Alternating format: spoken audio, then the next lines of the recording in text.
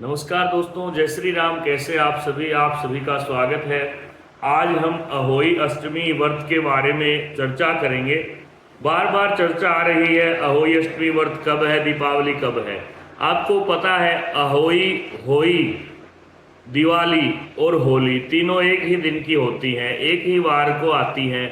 तो इस बार आपको यह देखना है कि सोमवार की दीपावली है 20 तारीख की, तो सोमवार को ही अहोई का व्रत रहेगा 13 अक्टूबर को। 13 अक्टूबर को अहोई का व्रत है। आज हम आपको बतलाएंगे कि अहोई का व्रत कैसे करना है। अहोई का व्रत संतान की प्राप्ति के लिए, संतान प्राप्ति के बाद उसकी लंबी आयु के लिए और विवाह आदि के लिए माताएं करती हैं। अतः हर एक माँ को, हर एक विवाहित स्त्री को यह व्रत करना चाहिए। और इन व्रतों के पीछे वैज्ञानिक कारण भी हैं, सामाजिक और हमारे सांस्कृतिक कारण भी हैं। आजकल जो माताएं बहनें श्रृंगार करने में संकोच करती हैं, चूड़ियाँ पहनने में संकोच करती हैं, उनकी हर एक तीसरी पीढ़ी में, उनके वंश में कहीं ना कहीं कमी आने लगती है। अतः हम आपको बार बार कहेंगे कि हमारी संस्कृति को आप विज्ञान का वरदान समझ करके उनको पालन करें, ताकि आपका जीवन सुखमय हो।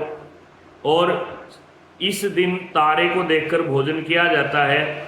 आपको सुबह स्नान आदि से निवृत्त होकर के पिछली रात्रि को मेहंदी आदि लगा लेनी चाहिए।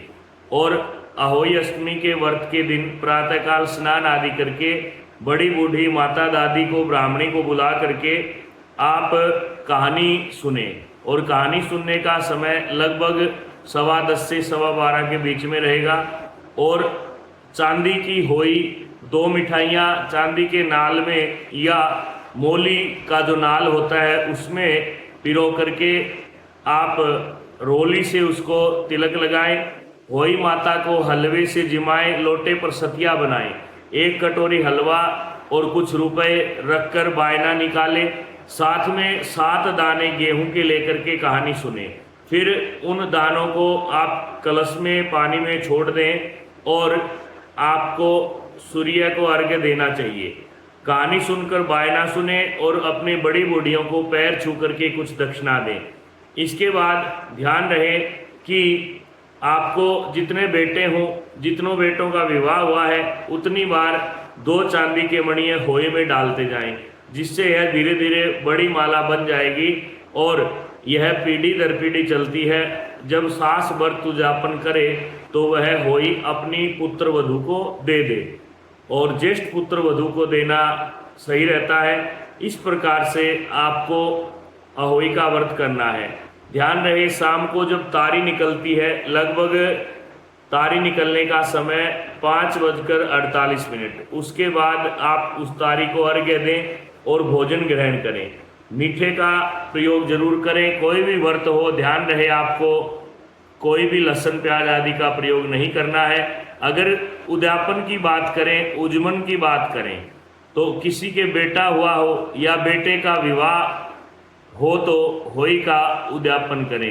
एक थाली में 7 जगह 4-4 पूरी लेकर थोड़ा हलवा रख दें और उसके ऊपर कुछ तिल आदि, वस्त्र आदि रख दें और पानी का हाथ फेर करके अपनी सास को दे करके प्रणाम करें। और जो बचे हुए बायने हैं वो आसपास में सुहागिनी को बांट दें। अगर बहन बेटी आपके गांव के आसपास हो तो उसको बुला करके बायना निकालें और दीवार के ऊपर आटे से पोतकर गेरू से अहोई मांडें और मांड करके उसका पूजन करें। अहोई की कहानी आपको अगली वीडियो में किसी वृद्ध माता या किसी ब्राह्मणी के मुख से सुनवाएंगे। आप तब तक चैनल को लाइक, शेयर, सब्सक्राइब करें। कोई भी प्रश्न हो तो दिए गए नंबर पर आप संपर्क करें। धन्यवाद।